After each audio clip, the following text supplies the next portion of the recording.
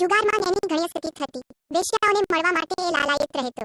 એનું મન ન તો દેવતાઓના પૂજનમાં લાગતું કે ના પિતૃઓ તથા બ્રાહ્મણોને સત્કારવામાં. એ દુષ્ટાત્મા અત્યાચારના માર્ગ પર ચાલીને પિતાનું ધન બરબાદ કરતો. એક દિવસ એ વેશ્યાના ગળામાં હાથ રાખીને ચોવાટે ફરતો જોવા મળ્યો ત્યારે પિતાએ એને ઘરમાંથી કાઢી મૂક્યો. અને બધું બાંધવોએ પણ એનો પરિત્યાગ કરી દીધો. હવે એ દિવસ રાત દુઃખ અને શોકમાં ડૂબી ગયો. અનેક પ્રકારના કષ્ટો ભોગવતો જ્યાં ત્યાં ભટકવા લાગ્યો. એક દિવસ કોઈ પુણ્યના પ્રતાપે એ મહર્ષિ કૌંડિન્યના આશ્રમ પર જઈ પહોંચ્યો.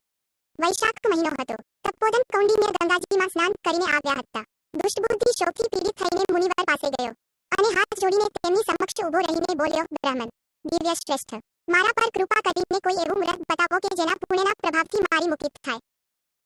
કૌંડિન્ય બોલ્યા, વૈશાખના શુક્લ પક્ષમાં મોહિની નામની પ્રસિદ્ધ એકાદશીનું વ્રત કર.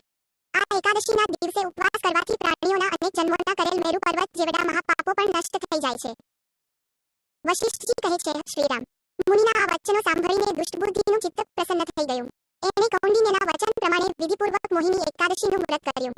નૃપશ્રેષ્ઠ, આ વ્રતના પાલનથી એ નિષ્પાપ થઈ ગયો અને દિવ્ય દેહ ધારણ કરીને ગરુડ પર આરૂઢ થઈને બધા પ્રકારના ઉપદ્રવોથી રહિત શ્રી વિષ્ણુધામમાં ગયો.